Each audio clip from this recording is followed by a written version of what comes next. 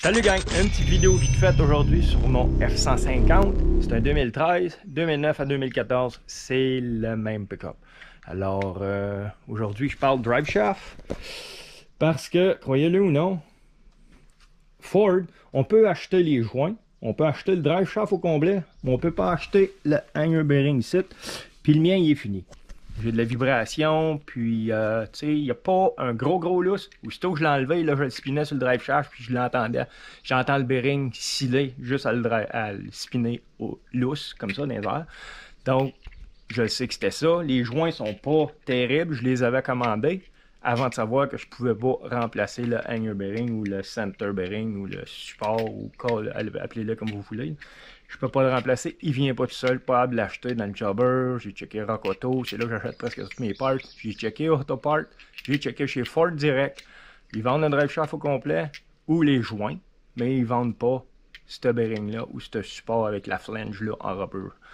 Donc il a fallu que j'achète un drive shaft au complet. Et puis comme vous voyez, j'ai acheté un jobber, j'ai acheté un Dorman.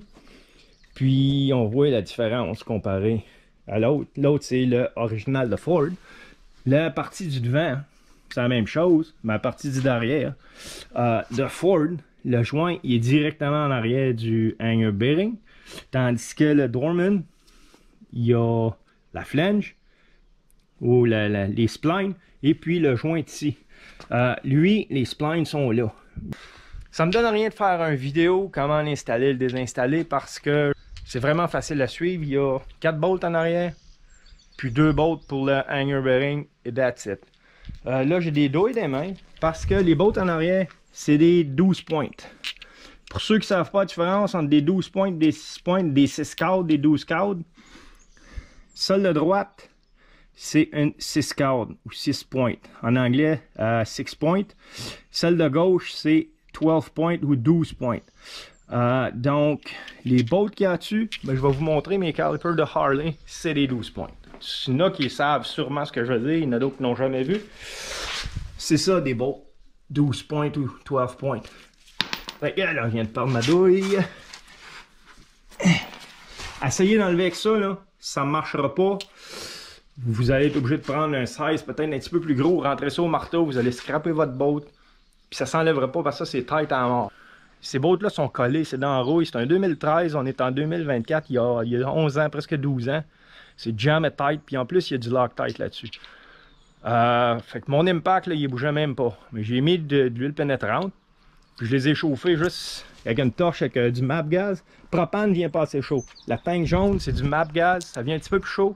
Je les ai chauffés 5 minutes chaque. J'ai mis le gun dessus, ça a dévissé tout de suite. Peut-être que vous allez l'avoir à forcer pas travailler, mais vous allez peut-être casser une bolt aussi ou stripper les pointes. C'est des bottes assez fortes normalement, mais quand même, je ne veux pas prendre de chance. Une torche de même, presque tout le monde a ça. Je chauffe les bottes 5 minutes, puis c'est venu tout de suite. Puis celle du hanger bearing, eux autres, j'ai mis de la graisse aussi, mais ils n'étaient pas jammés. Je vais quand même repasser une filière dessus, un tarot pour nettoyer le thread avant de les remettre. Pareil en dessous du truck. Comme ça, je vais remettre du beau Loctite neuf. Je le sais que le trou va être clean. Puis quand je vais mettre le torque wrench dessus, ça va être au bon torque. Puis ça ne sera pas tout jammé dans la rouille.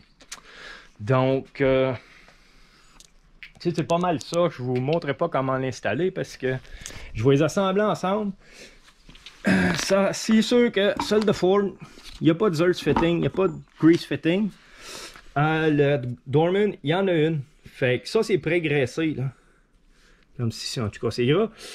Mais je vais quand même mettre un peu de graisse dedans quand je vais l'assembler pour être sûr que tout est beau et il n'y a rien qui jamme.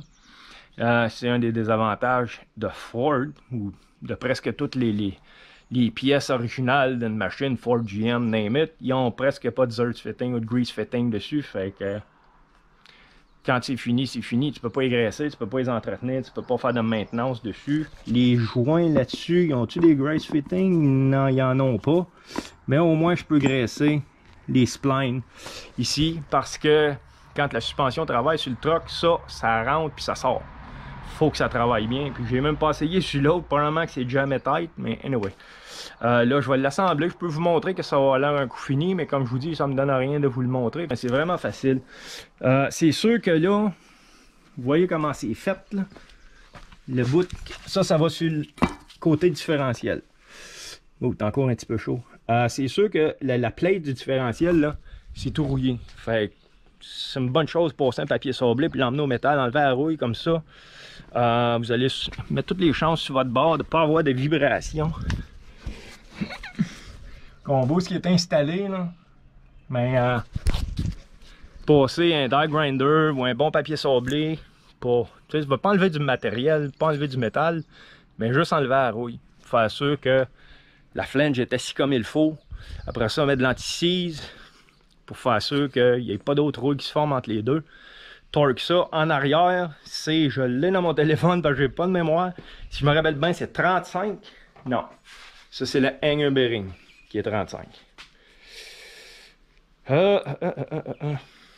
Désolé pour le contretemps. OK, au différentiel, c'est 35 livres-pieds.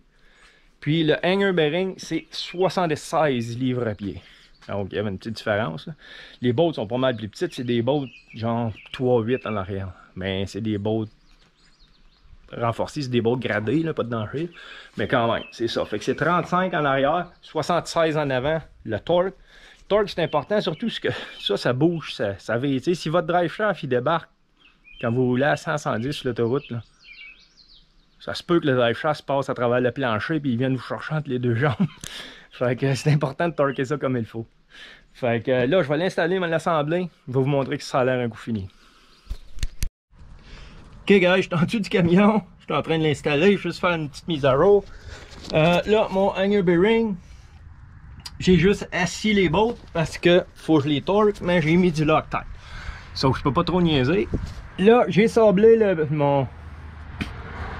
bas du différentiel. J'ai mis du anti-seize.